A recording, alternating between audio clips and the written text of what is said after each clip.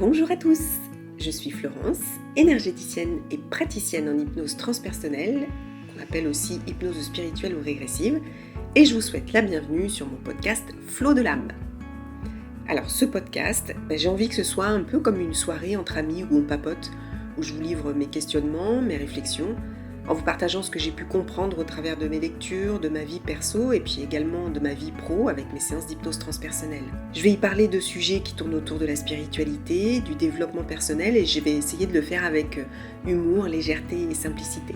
Alors si ça vous tente, prenez une bonne tasse de thé ou un petit verre de vin et c'est parti, papotons! Bonjour et bienvenue dans ce nouvel épisode.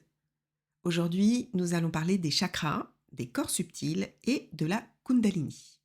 Et cet épisode, il est la suite logique sur l'âme et les plans de conscience parce que vous allez voir que tout est lié.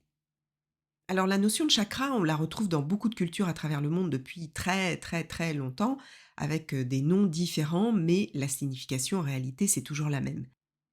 Ici, je vais vous parler des chakras selon l'hindouisme, puisque c'est la plus répandue, je pense. Aujourd'hui, en tout cas, moi, c'est celle que j'utilise, c'est celle que je connais, donc c'est celle dont je vais vous parler. Chakra, ça vient du sanskrit.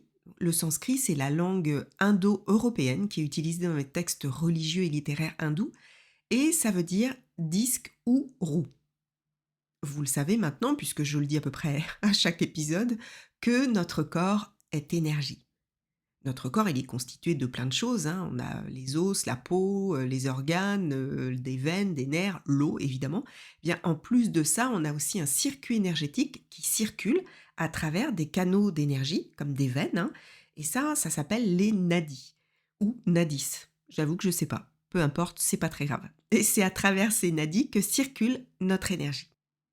Le chakra, c'est un centre énergétique dans lequel convergent tous ces nadis.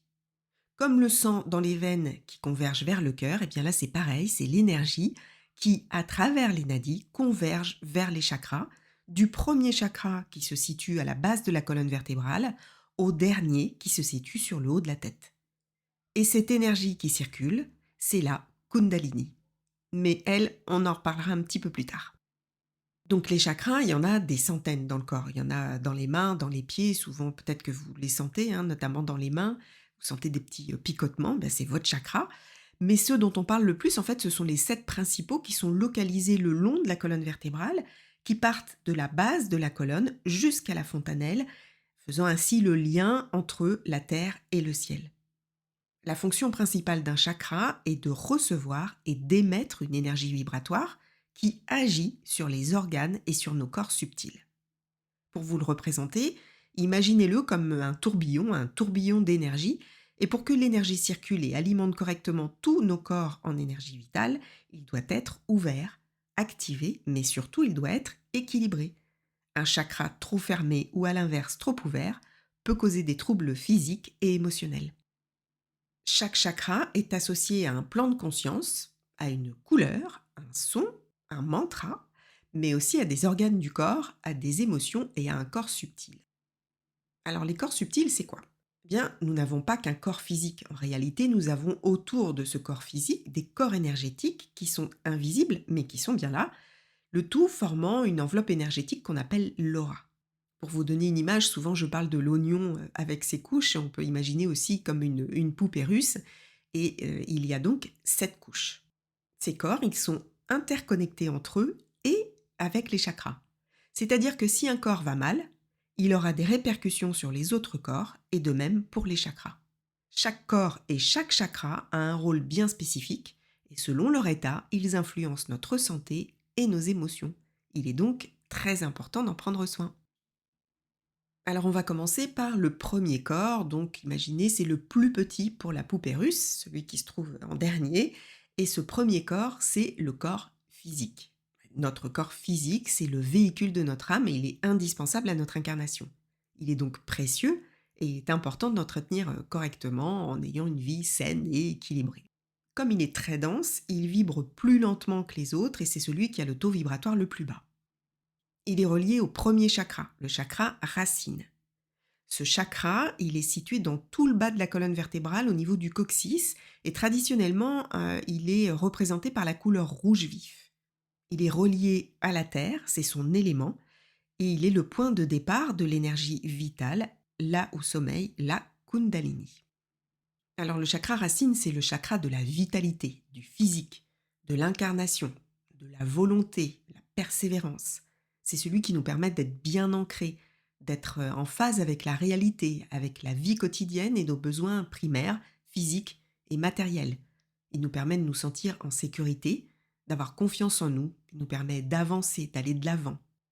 Au niveau des organes et du corps, il est relié aux glandes surrénales, au côlon, aux dents et aux articulations et en général à toute la partie basse du corps.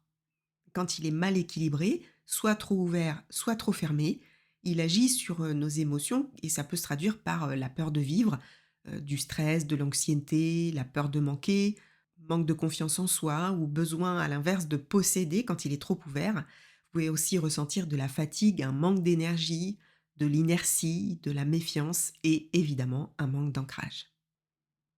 Passons maintenant au deuxième corps. Et ce deuxième corps, c'est le corps éthérique qu'on appelle aussi le corps de la vitalité. Ce corps, c'est un peu le gardien du corps physique. Il est très très proche du corps physique, il en épouse d'ailleurs parfaitement la forme, et c'est dans ce corps que l'énergie circule. Ce corps, il capte les énergies et il les redistribue dans tous nos corps subtils dont il assure les fonctions vitales. Il est relié au deuxième chakra, le chakra sacré, qui a une couleur orange, et il est associé à l'élément eau, et il est situé au niveau du pubis. Selon certaines représentations, il peut être situé au milieu entre le pubis et le nombril. Les organes qui lui sont associés sont les organes génitaux, la vessie, les reins, le sang et la prostate. Alors c'est le chakra de l'énergie créative, de la motivation, de la joie de vivre, des plaisirs de la vie, de la procréation et de la sexualité, et puis également du rapport à l'autre.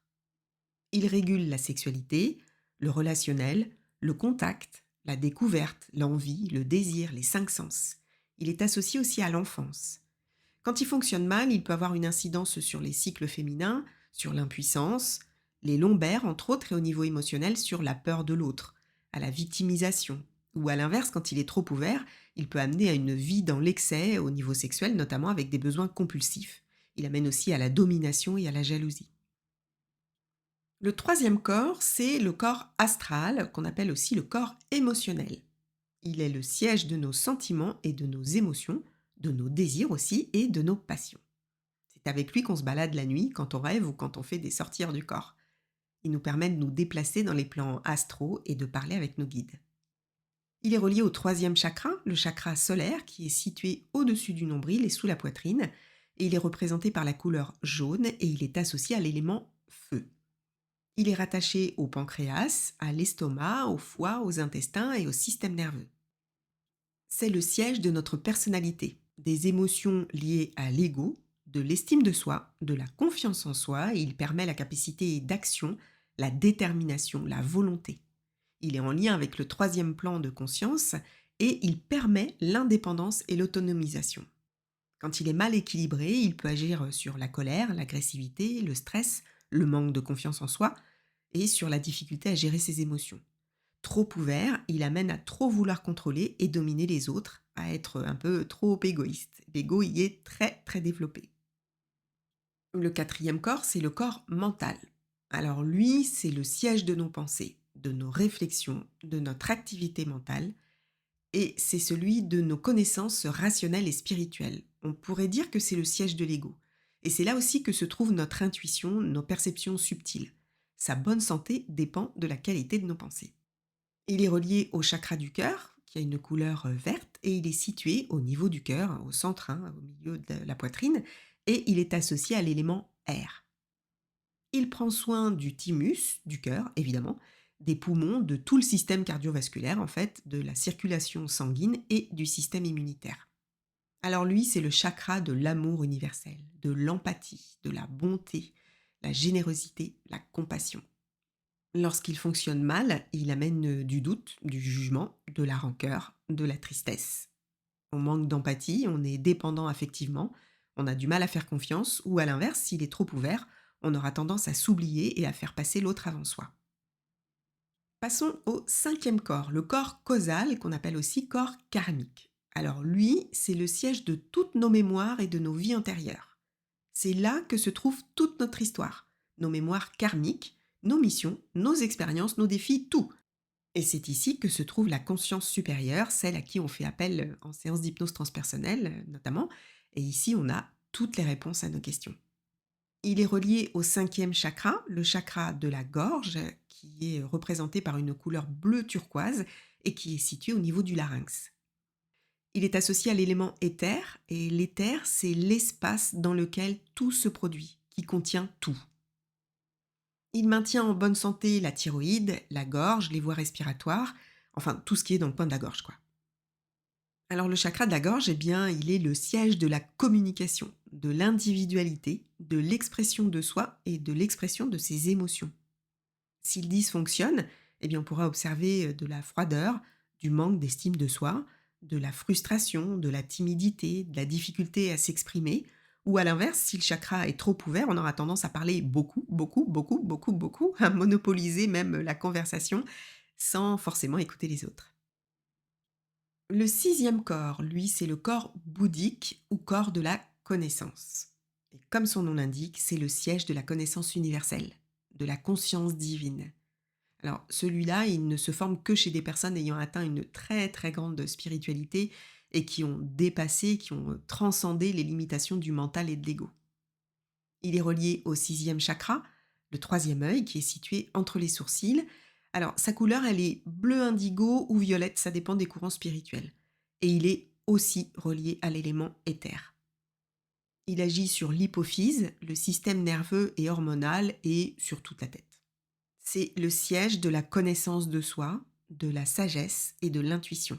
Il permet d'avoir une vision claire, un grand discernement, une compréhension accrue, une connexion au monde subtil, et il permet également d'être dans le non-jugement. Mal régulé, il peut déclencher des angoisses, des difficultés d'apprentissage, un manque de concentration, des maux de tête, des problèmes de vue. On perd également contact avec la réalité, on manque d'ancrage, on est dans les nuages. Et pour finir, le septième corps, le corps atmique ou corps divin. C'est le siège de la conscience cosmique. La conscience est l'intégration en son être de tout ce qui existe. Il est notre corps spirituel. Ici, on ne fait plus qu'un avec le tout. C'est l'unicité avec le tout. C'est la fin de la partie, c'est terminé les incarnations. Alors lui, c'est pareil, hein, c'est comme pour le sixième corps, il n'est formé visiblement, hein, parce qu'on ne les a jamais vus, mais il n'est formé que quand on a atteint l'éveil spirituel. Puisque comme je l'ai expliqué, tout ça n'est que de l'énergie. Donc cette énergie, elle ne se forme en réalité que lorsque vous avez atteint ce niveau. Alors que les 5 premiers, vous les avez autour de vous, puisque c'est vous, en fait, c'est votre personnalité, à la fois vous et à la fois votre âme. En tout cas, c'est comme ça que moi je le vois, c'est comme ça que moi je l'interprète. C'est peut-être pas la vérité, je vous invite à vous renseigner si vous voulez en savoir plus.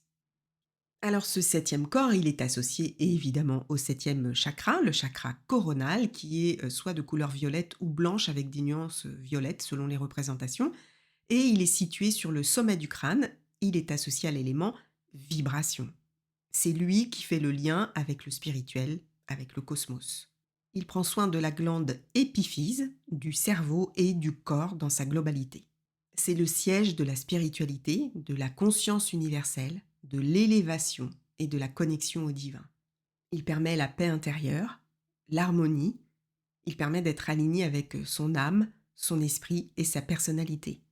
Il permet de donner du sens à sa vie et ici, à ce niveau, il n'y a plus d'ego. Alors s'il fonctionne mal, eh bien, ça amène de la dépression, du doute, une crise existentielle, un manque de but, de sens à sa vie, de désespoir, et ça peut s'accompagner de migraines, d'épuisement et de maladies chroniques. Alors ces 7 corps subtils et ces 7 chakras sont donc également liés aux 7 plans de conscience, comme je l'ai dit au début de l'épisode, et que j'ai bien détaillé dans l'épisode précédent, donc je ne vais pas redétailler ici.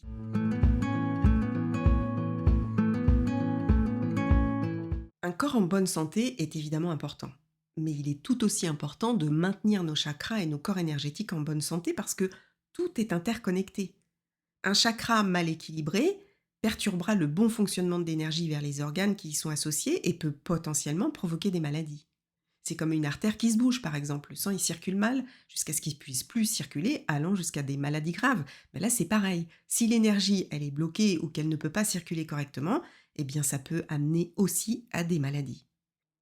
De la même façon, pour une raison comme une opération, par exemple, ou après un accouchement, vos corps énergétiques sont affectés et peuvent montrer des fuites énergétiques, amenant parfois à une grande fatigue. Et en plus, ils sont interconnectés, comme je disais tout à l'heure, donc un corps énergétiquement faible aura une incidence sur les autres corps. C'est pour ça qu'il est important de faire des soins énergétiques régulièrement, parce que même si on ne les voit pas, il faut les chouchouter aussi, tous nos corps et nos chakras. Alors évidemment, rien n'est prouvé, je m'appuie absolument pas sur, des études scientifiques ou quoi ou qu'est-ce. Je m'appuie sur mon expérience, sur ma pratique, énergétique et puis bien évidemment sur le fait que ces notions existent depuis, 5 000 ans, depuis, voilà, depuis la nuit des temps, on pourrait dire. Et alors point très important, ne confiez pas vos énergies à n'importe qui. Vous avez compris que nous sommes émetteurs et récepteurs. Ça veut dire qu'on reçoit l'énergie des autres. Donc quand vous faites appel à un énergéticien ou une énergéticienne, faites attention parce que s'il est dans des énergies très basses, s'il n'est pas très lumineux, ben, le soin n'aura certainement pas les effets que vous attendez. Il est vraiment important de prendre son temps dans son choix et de faire confiance à vos ressentis et à votre intuition. C'est pour cette raison que beaucoup de praticiens estiment qu'il faut avoir un taux vibratoire à au moins 40 000 unités Bovis. Et même si j'ai émis quelques réserves à ce sujet dans mon épisode sur le taux vibratoire, mais néanmoins, il est vrai qu'il vaut mieux avoir affaire à un praticien avec de bonnes énergies plutôt qu'un praticien avec des mauvaises énergies, c'est évident.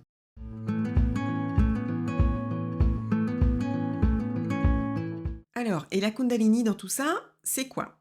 J'y viens, mes amis, j'y viens. C'est comme pour les chakras, ce concept, on le retrouve à travers les siècles et dans pratiquement tous les enseignements religieux et spirituels anciens. Et ce concept, il dit que chaque être humain possède une force cosmique, une énergie puissante qui part de la base de la colonne vertébrale et qui l'enroule jusqu'au sommet de la tête, comme deux serpents qui partent de la base, qui s'enroulent de chaque côté de la colonne et qui se croisent à chaque chakra. Cette énergie, elle est en sommeil et elle attend qu'on la réveille. Quand elle est endormie, elle travaille quand même, puisque c'est elle qui se diffuse dans le corps, c'est notre énergie vitale. Et pour la plupart d'entre nous, cette énergie, elle n'a pas atteint son plein potentiel. Pourquoi? Parce qu'elle est bloquée par notre éducation, notre ego, nos blessures, nos croyances limitantes, et donc elle est presque inactive. Elle nous sert juste à nous maintenir en vie quelque part. Elle n'atteint son plein potentiel que lorsqu'elle est active à 100%. Et dans la tradition yogique, justement, le but ultime de l'être humain, c'est d'éveiller la Kundalini. Et ça se passe comment? Eh bien, ça veut dire qu'à chaque fois que nous passons un niveau de conscience, chaque fois que nous passons un palier d'éveil spirituel, nous ouvrons le chakra correspondant. Mais nous l'ouvrons, ce que je disais tout à l'heure, il faut qu'il soit équilibré, mais là, il est ouvert à son plein potentiel, ni trop peu, ni pas assez. Et on ouvre donc le chakra correspondant jusqu'à arriver au dernier plan de conscience. La Kundalini, elle libère alors toute son énergie, elle se répand dans tout le corps, à travers tous les canaux, les nerfs, les méridiens, tout, elle passe partout, les nadis, elle passe à travers les 7 chakras. C'est l'éveil de la Kundalini, l'illumination, le nirvana, et là, vous planez. Et là, vous allez me dire, ça a l'air quand même vachement sympa ton truc, comment je peux faire moi pour l'activer, ma petite Kundalini? Eh bien, il existe de nombreuses pratiques comme le Kundalini Yoga ou le Kriya Yoga qui sont essentiellement basées sur des exercices de respiration assez costauds. En gros, on hyperventile. Il y a aussi la méditation, les chants, les mantras, du yoga, de la danse. Et à travers tout ça, l'idée, c'est d'effectuer des mouvements et des chants très spécifiques dont l'objectif est d'activer l'énergie en nous, de contrôler cette énergie et de la concentrer sur nos chakras, suffisamment pour que le chakra coronal soit stimulé et que notre conscience s'ouvre. Mais ces disciplines, elles se pratiquent plusieurs heures par jour. L'idée, c'est d'harmoniser, d'aligner le corps, l'âme et l'esprit. La méditation pleine conscience, c'est la base, parce qu'elle nous apprend à vivre en pleine conscience. Et vivre en pleine conscience, c'est, comme je l'ai dit dans un autre épisode, c'est comprendre l'impact que nos actes, nos paroles, nos pensées peuvent avoir dans notre vie et dans celle des autres. C'est prendre aussi conscience que nous sommes reliés à quelque chose de bien plus grand que nous sommes reliés à la conscience universelle, à la source, et que lorsque nous prenons conscience de nos blessures, de notre mental, de notre ego, que ce qui compose notre personnalité n'est pas qui nous sommes réellement, que nous sommes une énergie d'amour et que nous ne sommes qu'un, eh bien là, nous atteignons l'état de conscience supérieur. C'est ce qu'on appelle la réalisation de soi, la connexion à la conscience divine, à Dieu. Ça, c'est l'illumination. Et tous ces exercices, pratiqués par les yogis, comme je disais tout à l'heure, plusieurs heures par jour, pourraient permettre d'atteindre cet état de conscience. Alors, comme beaucoup de choses qui touchent à la spiritualité, la Kundalini, c'est devenu depuis quelques années un outil très très à la mode et certains vous promettent, grâce à leur technique, l'activation de cette Kundalini afin d'obtenir une libération totale de tout ce qui nous encombre et comme par magie, elle guérirait en gros toutes les blessures de l'âme afin de devenir des êtres spirituels, en gros d'atteindre le septième niveau de conscience quoi. Alors que, vous l'aurez bien compris, pour atteindre ce septième niveau de conscience, il faut quelques vies. En réalité, ces techniques, elles vous amènent en état de transe et vous libèrent effectivement de certaines choses, hein. C'est pour ça que parfois vous voyez des corps qui gesticulent dans tous les sens, des gens qui crient, qui pleurent comme s'ils étaient possédés. Et je vais vous dire, moi je l'ai vécu une fois, et sans le chercher vraiment, hein, sans le vouloir. Un jour, on m'a fait un soin énergétique au tambour et là, je vous jure, j'ai rien compris de ce qui m'arrivait, quoi, hein. Mon corps, au son du tambour, en fait, j'étais en transe, hein, il s'est tordu dans tous les sens. J'ai commencé à pleurer sans savoir pourquoi, mais c'était hyper déroutant. Mais croyez-moi, c'était pas l'illumination. J'aurais j'aurais bien voulu, mais non, non, c'était pas ça. Et ce qu'on vous propose parfois, ce n'est pas, l'éveil de la Kundalini qui est pratiqué par les yogis. C'est autre chose. En réalité, ici, ce qu'on vous propose, c'est de vous amener à un état de transe, comme un état d'hypnose, mais un certain état d'hypnose. Et l'énergie qui est activée, parce qu'elle est effectivement activée, hein, mais c'est un petit peu tout ce qui est cracra en vous, quoi, hein. C'est toutes vos souffrances, en fait, qui ont besoin d'être nettoyées. Alors, c'est bien, c'est nécessaire et ça fait partie du processus d'éveil, mais ce n'est pas l'illumination, pas du tout. Il faut faire attention parce que ces personnes, elles travaillent avec votre énergie et si c'est mal fait, bah, le résultat, encore une fois, ça ne sera pas vraiment celui que vous attendiez. Alors, il y a une méthode qui, je trouve, est honnête dans sa pratique, c'est l'inner dance. Ils utilisent le mot éveil de la Kundalini, mais ils expliquent bien hein, que c'est vraiment pour vous libérer et pour nettoyer. Je trouve leur pratique assez honnête. Et alors ici, bah, évidemment, hein, on vous amène dans un état modifié de conscience et à un état de transe, mais en douceur, et généralement, c'est bien encadré. Alors, si je reviens aux techniques purement yogiques hein, dont je parlais tout à l'heure, eh bien, c'est vrai que cette énergie, grâce à ces techniques, elle peut s'activer. Sauf que ça demande un entraînement très long, que le corps doit y être préparé parce que la libération de cette énergie, parfois elle surgit d'un coup et quand ça arrive, ça peut provoquer de gros gros dégâts, notamment émotionnels. Et ça arrive même à des personnes qui n'ont jamais rien fait pour, des personnes qui savent même pas ce que c'est. Et pour avoir entendu des témoignages, franchement, ça donne pas envie, hein. Parce qu'encore une fois, cet éveil énergétique, il doit être en lien avec votre avancée spirituelle. Donc vous libérez une énergie qui ne correspond pas au bon niveau de conscience. Comme je l'ai dit tout à l'heure, hein, c'est le travail de plusieurs vies en réalité. Et parmi tous les yogis, même les plus chevronnés, qui y consacrent pratiquement toute leur vie, eh bien peu y arrivent. Moi, je pense qu'en réalité, il n'est pas nécessaire de vouloir à tout prix libérer cette énergie parce que elle se libère d'elle-même progressivement, au fur et à mesure de notre ouverture de conscience. Elle s'ouvre parce qu'on chemine vers la lumière et vers l'amour, et là, on peut accueillir de façon douce cette énergie. Et peut-être qu'un jour, effectivement, lors d'une méditation, par exemple, eh bien vous sentirez chacun de vos chakras s'ouvrir de haut en bas, mais s'ouvrir avec douceur. Et vous sentirez cette énergie remonter le long de la colonne vertébrale et s'ouvrir à chaque chakra. Et là, vous serez dans un état second, vous serez comme un chamallow tout doux. Et là, c'est l'extase. Là, vous êtes reliés, vous êtes unis totalement à l'amour divin. Mais encore une fois, peu y arrivent. Et moi, perso, je vous en parle comme si je l'avais fait, mais pas du tout. Ça m'est jamais arrivé. Il y a une personne que j'aime beaucoup et qui explique vraiment justement ce processus parce que lui, il l'a expérimenté, c'est François Breton. J'adore cet homme. C'est un peu le masculin de Charlotte Hoffman et vous pouvez retrouver sur ses vidéos sur YouTube si vous voulez en savoir plus. Vraiment, il est passionnant. En tout cas, pour résumer, déjà, prenez soin de vos corps énergétiques et de vos chakras, soit par des soins énergétiques, soit par la pratique du yoga, soit par des méditations spécifiques. D'ailleurs, je pense que je vais vous en proposer une pour la prochaine fois, ou tout en même temps, hein, d'ailleurs, hein, ce qui est très bien, hein. Et puis, bah, comme toujours, vivez en pleine conscience. Soyez conscient de vos paroles, de vos pensées et de vos actes. Faites attention à vos pensées. Tout ça, c'est la base. Ensuite, si vraiment vous voulez atteindre le nirvana et éveiller votre kundalini, faites appel à des professionnels. Le mieux, c'est de le faire avec des maîtres yogis en Inde, par exemple. Ne confiez pas vos corps et votre énergie à n'importe qui. Et pour l'inner dance, renseignez-vous bien sur les compétences et surtout sur la formation suivie par le coach.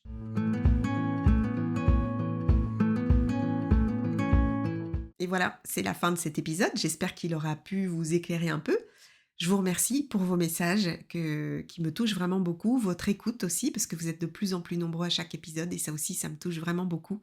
Je vous dis à très bientôt pour un nouvel épisode et en attendant, comme d'habitude, prenez bien soin de vos chakras, prenez bien soin de vos corps énergétiques et prenez bien soin de vous.